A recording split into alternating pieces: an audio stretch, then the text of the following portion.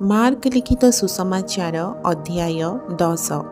से ସେହି ସ୍ଥାନରୁ ପ୍ରସ୍ଥାନ କରି ଜିହୁଦା ସୀମା ଓ ଜର୍ଦ୍ଦନର ପର ପାରିକି ଆସିଲେ। ଆଉ ଲୋକ ସମୂହ ପୁନର୍ବାର ତାହାଙ୍କ ନିକଟରେ ଏକତ୍ର ହୁଅନ୍ତେ ସେ ନିଜ ରୀତି ଅନୁସାରେ ସେମାନଙ୍କୁ ପୁଣି ଶିକ୍ଷା ଦେବାକୁ ଲାଗିଲେ। ଇତିମଧ୍ୟରେ ଫାରୁସୀମାନେ ତାହାଙ୍କ ନିକଟକୁ ଆସି ତାହାଙ୍କୁ ପରୀକ୍ଷା କରି ପଚାରିଲେ, ଆପଣା ସ୍ତ୍ରୀ କି ପରିତ୍ୟାଗ କରିବା କ'ଣ ପୁରୁଷ ପକ୍ଷରେ ନ୍ୟାୟସଙ୍ଗତ? ଯୀଶୁ ସେମାନଙ୍କୁ ଉତ୍ତର ଦେଲେ, ମୋଶା ତୁମ୍ଭମାନଙ୍କୁ କି ଆଜ୍ଞା ଦେଇଅଛନ୍ତି? ସେମାନେ କହିଲେ, ତ୍ୟାଗପତ୍ର ଲେଖି ସ୍ତ୍ରୀକୁ ପରିତ୍ୟାଗ କରିବା ନିମନ୍ତେ ମୋଶା ଅନୁମତି ଦେଇଅଛନ୍ତି। ସେଥିରେ ଯୀଶୁ ସେମାନଙ୍କୁ କହିଲେ, ତୁମମାନଙ୍କ ହୃଦୟର କଠିନତା ଦେଖି ସେ ତୁମ୍ଭମାନଙ୍କ ନିମନ୍ତେ ଏହି ଆଜ୍ଞା ଲିପିବଦ୍ଧ କରିଅଛନ୍ତି। କିନ୍ତୁ ସୃଷ୍ଟିର ଆରମ୍ଭରୁ ସେ ସେମାନଙ୍କୁ ପୁରୁଷ ଓ ସ୍ତ୍ରୀ କରି ସୃଷ୍ଟି କଲେ। ଏହି କାରଣରୁ ପୁରୁଷ ଆପଣା ପିତାମାତାକୁ ପରିତ୍ୟାଗ କରିବ, ଆଉ ସେ ଦୁହେଁ ଏକାଙ୍ଗ ହେବେ। ଏଣୁ ସେମାନେ ଆଉ ଦୁଇ ନୁହନ୍ତି, କିନ୍ତୁ ଏକାଙ୍ଗ ଅଟନ୍ତି। ଅତଏବ ଈଶ୍ୱର ଯାହା ସଂଯୁକ୍ତ କରିଅଛନ୍ତି, ମନୁଷ୍ୟ ତାହା ବିଭିନ୍ନ ନ କରୁ। ପରେ ଶିଷ୍ୟମାନେ ଘରେ ତାହାଙ୍କୁ ଏ ବିଷୟରେ ପୁନର୍ବାର ପଚାରିବାକୁ ଲାଗିଲେ। ସେଥିରେ ଯୀଶୁ ସେମାନଙ୍କୁ କହିଲେ, ଯେ କେହି ଆପଣା ସ୍ତ୍ରୀ କି ପରିତ୍ୟାଗ କରି ଅନ୍ୟକୁ ବିବାହ କରେ, ସେ ତାହା ବିରୁଦ୍ଧରେ ବ୍ୟଭିଚାର କରେ। ଆଉ ଯଦି ସ୍ତ୍ରୀ ଆପଣା ସ୍ୱାମୀ କି ପରିତ୍ୟାଗ କରି ଅନ୍ୟକୁ ବିବାହ କରେ, ତେବେ ସେ ବ୍ୟଭିଚାର କରେ। ସେ ଯେପରି ଶିଶୁମାନଙ୍କୁ ସ୍ପର୍ଶ କରନ୍ତି, ଏଥିପାଇଁ ଲୋକେ ସେମାନଙ୍କୁ ତାହାଙ୍କ ନିକଟକୁ ଆଣିବାକୁ ଲାଗିଲେ। ମାତ୍ର ଶିଷ୍ୟମାନେ ସେମାନଙ୍କୁ ଧମକ ଦେଲେ। ଯୀଶୁ ତାହା ଦେଖି ବିରକ୍ତ ହୋଇ ସେମାନଙ୍କୁ କହିଲେ, ଶିଶୁମାନଙ୍କୁ ମୋ ନିକଟକୁ ଆସିବାକୁ ଦିଅ, ସେମାନଙ୍କୁ ମନା କର ନାହିଁ, କାରଣ ଈଶ୍ୱରଙ୍କର ରାଜ୍ୟ ଏହି ପ୍ରକାର ଲୋକମାନଙ୍କର। ମୁଁ ତୁମ୍ଭମାନଙ୍କୁ ସତ୍ୟ କହୁଅଛି, ଯେ କେହି ଶିଶୁ ପରି ଈଶ୍ୱରଙ୍କ ରାଜ୍ୟ ଗ୍ରହଣ ନ କରେ, ସେ କୌଣସି ପ୍ରକାରେ ସେଥିରେ ପ୍ରବେଶ କରିବ ନାହିଁ। ପୁଣି ସେ ସେମାନଙ୍କୁ କୋଳରେ ଘେନି ଓ ସେମାନଙ୍କ ଉପରେ ହାତ ଥୋଇ ସେମାନଙ୍କୁ ଆଶୀର୍ବାଦ କଲେ।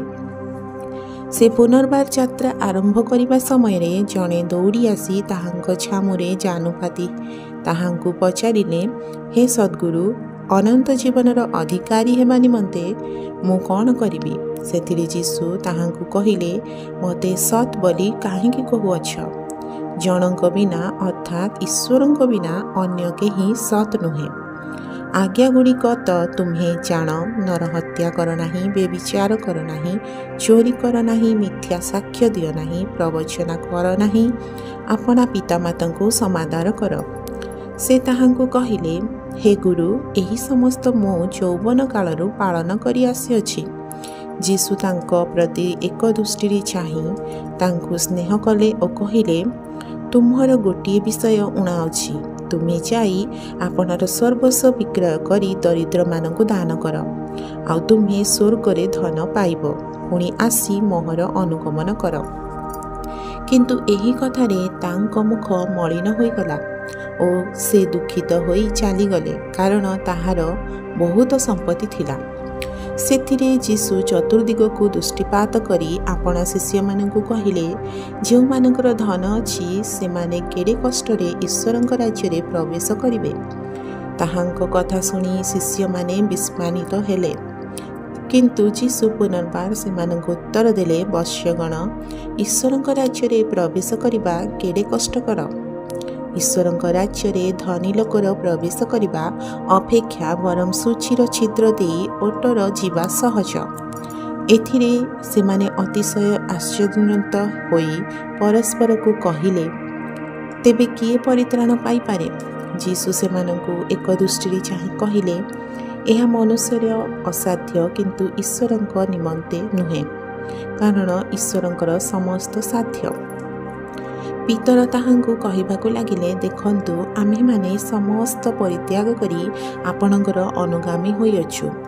ଯୀଶୁ କହିଲେ, ମୁଁ ତୁମ୍ଭମାନଙ୍କୁ ସତ୍ୟ କହୁଅଛି, ଯେଉଁ ଲୋକ ମୋହର ଓ ସୁସମାଚାର ନିମନ୍ତେ ଗୃହ କିମ୍ବା ଭ୍ରାତା କି ଭଗ୍ନୀ କି ମାତା କି ପିତା କି ସନ୍ତାନ ସନ୍ତତି କି ଭୂମି ପରିତ୍ୟାଗ କରିଅଛି, ଆଉ ଏବେ ଇହକାଳରେ ତାଡ଼ନା ସଙ୍ଗେ ସଙ୍ଗେ ଶତଗୁଣରେ ଗୃହ, ଭ୍ରାତା, ଭଗିନୀ ମାତା ସନ୍ତାନ ସନ୍ତତି ଓ ଭୂମି ପୁଣି ପରକାଳରେ ଅନନ୍ତ ଜୀବନ ନ ପାଇବ ଏପରି ଲୋକ କେହି ନାହିଁ।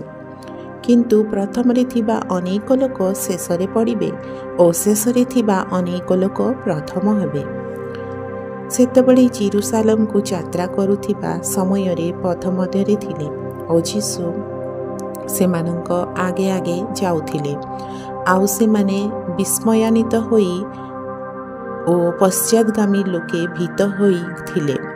ଏଣୁ ସେ ପୁନର୍ବାର ଦ୍ୱାଦଶଙ୍କୁ ଅନ୍ତର କରି ତାହାଙ୍କର ପ୍ରତି ଯାହା ଯାହା ଘଟିବାକୁ ଯାଉଅଛି ସେହି ସବୁ ସେମାନଙ୍କୁ ଜଣାଇବାକୁ ଲାଗିଲେ। ଯୀଶୁ କହିଲେ, ଦେଖ, ଆମ୍ଭମାନେ ଜେରୁସାଲେମକୁ ଯାତ୍ରା କରୁଅଛୁ। ମନୁଷ୍ୟପୁତ୍ର ପ୍ରଧାନ ଯାଜକ ଓ ଶାସ୍ତ୍ରୀମାନଙ୍କ ହସ୍ତରେ ସମର୍ପିତ ହେବେ।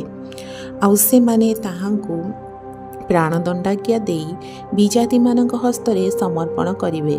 ପୁଣି ସେମାନେ ତାହାଙ୍କୁ ପରିହାସ କରିବେ, ତାହାଙ୍କର ଉପରେ ଛେପ ପକାଇବେ, ତାହାଙ୍କୁ କୋରଡ଼ା ମାରିବେ ଓ ବଧ କରିବେ। ଆଉ 3 ଦିନ ଉତ୍ତାରେ ସେ ପୁନରୁତ୍ଥାନ କରିବେ। ପରେ ଜେବଦୀଙ୍କ ପୁତ୍ରମାନେ ଯାକୁବ ଓ ଯୋହନ ତାହାଙ୍କ ଛାମୁକୁ ଆସି କହିଲେ, ହେ ଗୁରୁ, ଆମ୍ଭମାନଙ୍କର ଇଚ୍ଛା ଯେ ଆମ୍ଭେମାନେ ଆପଣଙ୍କଠାରୁ ଯାହା କିଛି ମାଗିବୁ ତାହା ଆମ୍ଭମାନଙ୍କ ପାଇଁ ଆପଣ କରନ୍ତୁ। ତହୁଁ ଯୀଶୁ ସେମାନଙ୍କୁ ପଚାରିଲେ, ମୁଁ ତୁମ୍ଭମାନଙ୍କ ପାଇଁ କ'ଣ କରିବି ବୋଲି ତୁମେମାନେ ଇଚ୍ଛା କରୁଅଛ? ସେମାନେ ତାହାଙ୍କୁ କହିଲେ, ଆପଣ ମହିମା ପ୍ରାପ୍ତ ହେଲେ ଯେପରି ଆମ୍ଭମାନଙ୍କ ମଧ୍ୟରୁ ଜଣେ ଆପଣଙ୍କ ଦକ୍ଷିଣ ପାର୍ଶ୍ୱରେ ଓ ଅନ୍ୟ ଜଣକ ବାମ ପାର୍ଶ୍ୱରେ ବସିବ, ଆମ୍ଭମାନଙ୍କୁ ଏହି ବର ଦିଅନ୍ତୁ। କିନ୍ତୁ ଯୀଶୁ ସେମାନଙ୍କୁ କହିଲେ, ତୁମ୍ଭେମାନେ କ'ଣ ମାଗୁଅଛ ତାହା ଜାଣୁନାହଁ। ମୁଁ ଯେଉଁ ପାତ୍ରରେ ପାନ କରୁଅଛି ସେଥିରେ କି ତୁମ୍ଭେମାନେ ପାନ କରିପାର? ଅବା ମୁଁ ଯେଉଁ ବାପ୍ତିସ୍ମରେ ବାପ୍ତିଜିତ ହେଉଅଛି ସେଥିରେ କି ତୁମ୍ଭେମାନେ ବାପ୍ତିଜିତ ହୋଇପାର? ସେମାନେ ତାହାଙ୍କୁ କହିଲେ, ପାରୁ। ଯୀଶୁ ସେମାନଙ୍କୁ କହିଲେ, ମୁଁ ଯେଉଁ ପାତ୍ରରେ ପାନ କରୁଅଛି ତୁମେମାନେ ସେଥିରେ ପାନ କରିବ। ପୁଣି ମୁଁ ଯେଉଁ ବାପ୍ତିସ୍ମରେ ବାପ୍ତିଜିତ ହେଉଅଛି ତୁମ୍ଭେମାନେ ସେଥିରେ ବାପ୍ତିଜିତ ହେବ। କିନ୍ତୁ ମୋହର ଦକ୍ଷିଣ ଅବା ବାମ ପାର୍ଶ୍ୱରେ ବସିବାକୁ ଦେବା ମୋହର ଅଧିକାର ବିଷୟ ନୁହେଁ, ବରଂ ଯେଉଁମାନଙ୍କ ନିମନ୍ତେ ସ୍ଥାନ ପ୍ରସ୍ତୁତ କରାଯାଇଅଛି ସେମାନେ ବସିବେ।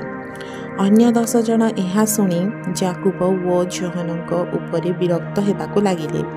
ସେଥିରେ ଯୀଶୁ ସେମାନଙ୍କୁ ପାଖକୁ ଡାକି କହିଲେ, ଯେଉଁମାନେ ବିଜାତିମାନଙ୍କର ଶାସନକର୍ତ୍ତା ରୂପେ ଗଣିତ, ସେମାନେ ସେମାନଙ୍କ ଉପରେ ପ୍ରଭୁତ୍ୱ କରନ୍ତି ଓ ସେମାନଙ୍କର ମହାନ ବ୍ୟକ୍ତିମାନେ ସେମାନଙ୍କ ଉପରେ କର୍ତ୍ତୃତ୍ୱ କରନ୍ତି। ଏହା ତୁମ୍ଭେମାନେ ଜାଣ। କିନ୍ତୁ ତୁମ୍ଭମାନଙ୍କ ମଧ୍ୟରେ ସେ ପ୍ରକାର ନୁହେଁ, ମାତ୍ର ତୁମ୍ଭମାନଙ୍କ ମଧ୍ୟରେ ଯେ କେହି ମହାନ ହେବାକୁ ଇଚ୍ଛା କରେ ସେ ସେମାନଙ୍କର ସେବକ ହେଉ। ପୁଣି ତୁମ୍ଭମାନଙ୍କ ମଧ୍ୟରେ ଯେ କେହି ପ୍ରଧାନ ହେବାକୁ ଇଚ୍ଛା କରେ ସେ ସମସ୍ତଙ୍କର ଦାସ ହେଉ। କାରଣ ମନୁଷ୍ୟପୁତ୍ର ମଧ୍ୟ ସେବା ପାଇବାକୁ ଆସିନାହାନ୍ତି, ମାତ୍ର ସେବା କରିବାକୁ ଓ ଅନେକଙ୍କ ନିମନ୍ତେ ମୁକ୍ତିର ମୂଲ୍ୟ ସ୍ୱରୂପେ ଆପଣା ପ୍ରାଣ ଦେବାକୁ ଆସିଅଛନ୍ତି। ପରେ ସେମାନେ ଜିରିହରେ ଉପସ୍ଥିତ ହେଲେ। ଆଉ ସେ ଆପଣା ଶିଷ୍ୟ ସମୂହ ଓ ବହୁ ସଂଖ୍ୟକ ଲୋକ ସହିତ ଜିରିହରୁ ପ୍ରସ୍ଥାନ କରିବା ସମୟରେ ଟିମାୟର ପୁତ୍ର ବାର୍ଟିମୟ ନାମକ ଜଣେ ଅନ୍ଧ ଭିକ୍ଷୁକ ପଥ ପାର୍ଶ୍ୱରେ ବସିଥିଲା। ସେ ଯେ ନାଜାରେତୀୟ ଯୀଶୁ ଏହା ଶୁଣି ସେ ଉଚ୍ଚ ସ୍ୱରରେ କହିବାକୁ ଲାଗିଲା, ହେ ଦାଉଦ ସନ୍ତାନ ଯୀଶୁ, ମୋତେ ଦୟା କରନ୍ତୁ। ଏଥିରେ ଅନେକେ ତାହାକୁ ତୁନି ହେବା ପାଇଁ ଧମକ ଦେବାକୁ ଲାଗିଲେ। କିନ୍ତୁ ସେ ଆହୁରି ଅଧିକ ଉଚ୍ଚ ସ୍ୱରରେ କହିବାକୁ ଲାଗିଲା, ହେ ଦାଉଦ ସନ୍ତାନ, ମୋତେ ଦୟା କରନ୍ତୁ। ସେଥିରେ ଯୀଶୁ ଠିଆ ହୋଇ କହିଲେ, ତାହାକୁ ଡାକ। ସେମାନେ ସେହି ଅନ୍ଧ ଲୋକଟିକୁ ଡାକି କହିଲେ, ସାହସ ଧର, ଉଠ, ସେ ତୁମକୁ ଡାକୁଅଛନ୍ତି। ତହିଁରେ ସେ ଆପଣା ଚାଦର ଫୋପାଡ଼ି ଦେଇ ଉଠି ଯୀଶୁଙ୍କ ନିକଟକୁ ଆସିଲା। ଯୀଶୁ ତାହାକୁ ଉତ୍ତର ଦେଲେ, ମୁଁ ତୁମ୍ଭର ପାଇଁ କ'ଣ କରିବି ବୋଲି ତୁମ୍ଭେ ଇଚ୍ଛା କରୁଅଛ? ସେହି ଅନ୍ଧ ଲୋକଟି ତାହାଙ୍କୁ କହିଲା, ହେ ଗୁରୁ, ମୁଁ ଯେପରି ଦୃଷ୍ଟି ପାଏ। ଯୀଶୁ ତାହାଙ୍କୁ କହିଲେ, ଯାଅ, ତୁମ୍ଭର ବିଶ୍ୱାସ ତୁମକୁ ସୁସ୍ଥ କରିଅଛି। ତତ୍କ୍ଷଣାତ୍ ସେ ଦୃଷ୍ଟି ପାଇ ପଥରେ ତାହାଙ୍କର ପଛେ ପଛେ ଚାଲିବାକୁ ଲାଗିଲା। ପ୍ରଭୁ ଏ ବାକ୍ୟରେ ଆପଣମାନଙ୍କୁ ଆଶୀର୍ବାଦ କରନ୍ତୁ।